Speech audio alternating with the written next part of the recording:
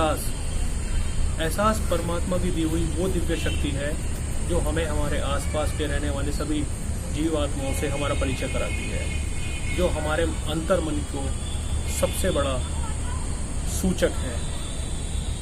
अंतर मन,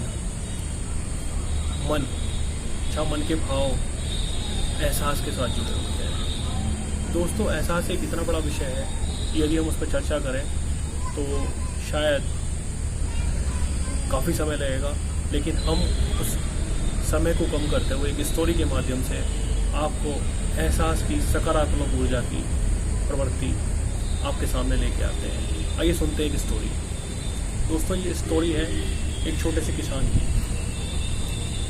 किसान जिसका एक बेटा होता है रमेश।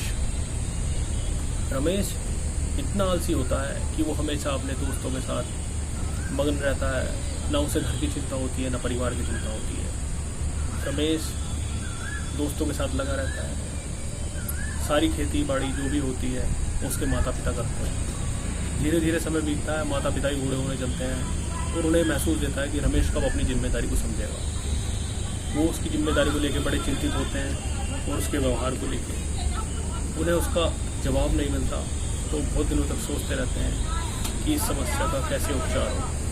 फिर उन्हें ध्यान आता है गुरुजी का, तो वो अपने गुरुजी के पास जाते हैं और उनसे कहते हैं कि गुरुजी, रमेश बहुत बिगड़ रहा है, अपने दोस्तों के साथ रहता है, उसे काम की भी कोई चिंता नहीं है, खेत पे भी नहीं जाता। गुरुजी कहते हैं अच्छा ऐसा है, चलो कोई बात नहीं, मैं अगले हफ्ते आपके घर आता हूँ। अगले हफ्ते आपके घर आता हूँ। ये बात सुनकर वो आश्वस्त हो जाते हैं और अपने घर चले आते हैं। अगले हफ्ते गुरुजी घर आते हैं। गुरुजी के आने पर उनके माता पिता उनकी सेवा करते हैं। थोड़ी देर बाद रमेश भी आ जाता है और रमेश भी जो है गुरुजी के चरण छूता है। जब रमेश गुरुजी के चरण छू रहा होता है तो गुरुजी रमेश से बोलते हैं, रमेश तुम्हें एक बहुत जल्दी बहुत बड़ा खजाना मिलने वाला है। रमेश सुन के चौंक जाता है और सोचता है इतना बड़ा खजाना, कहाँ है गुरुजी खजाना, आप मुझे बताइए, मैं भी लेके आता हूँ। गुरुजी बताते हैं कि शब्द तो करो, बैठो पहले मैं बताता हूँ तुम्हें खजाना कहाँ है। रमेश सोचता रहता है कि गुरुजी कब बताएंगे खजाने के बारे में। फिर गुरुजी बोलते हैं रमेश को, रमेश खजाना तुम्हारे खेत में पड़ा होता है, तुम्हें अपने खेत में खोदना होगा खजाने को। रमेश सोचता है इतना बड़ा खेत में कैसे खोदूंगा अकेला। रमेश तुरंत अपने दोस्तों के पास जाता है, उनसे कहता है कि मेरे खेत में खजाना दबा हुआ है और हम सबको निकालना है खेत में से खजाना। सभी लोग चले जाते हैं, खेत खोदते हैं। 1 दिन 2 दिन 3 दिन तो सभी दोस्त आते हैं। उसके बाद में धीरे धीरे करके लोग आने बंद कर देते हैं। अब रमेश अकेला हो जाता है और खेत को खोद रहा होता है। थक जाता है। 2 दिन 3 दिन 4 दिन कई दिन बीत जाते हैं। उसके बाद वो गुरुजी के पास जाता है। गुरुजी, मैंने पूरा खेत खोद दिया लेकिन खजाना कहीं नहीं निकला।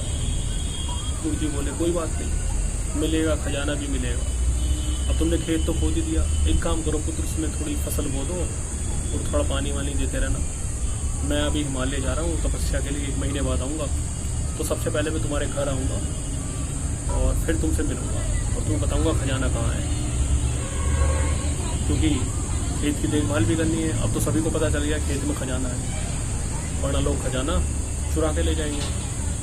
रमेश और चिंतित हो जाता है और वो दिन रात खेत पे रहता है, खेत में फसल बोता है, खेत में पानी देता है, सारा दिन खेत को देखता रहता है। धीरे धीरे 1 महीना बीतता है। 1 महीने बाद गुरुजी आते हैं।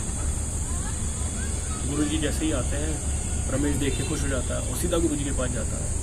गुरुजी, कुछ दिन हो गए मुझे मेहनत करते हुए खेत में, लेकिन खजाना कहीं नजर नहीं आ रहा, आप बताओ गुरुजी खजाना कहाँ है। गुरुजी रमेश को खेत के बीच में ले जाते हैं और बीच में ले जाकर रमेश से बोलते हैं कि रमेश अपने चारों तरफ देखो। रमेश अपने चारों तरफ देखता है तो हरियाली हरियाली नजर आती है।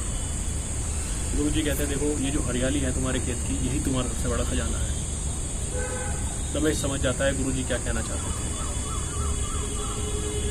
दोस्तों, जिस प्रकार गुरुजी ने रमेश को एहसास कराया और रमेश उस चीज़ को एहसास द्वारा समझ पाया कि किस प्रकार एक सकारात्मक ऊर्जा को प्राप्त किया जाता है और उस सकारात्मक ऊर्जा के माध्यम से आगे बढ़ा जाता है।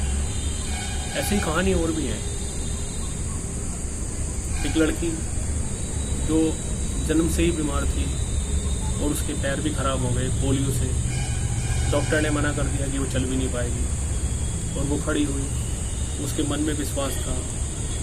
उसने अपने एहसास को जगाए रखा।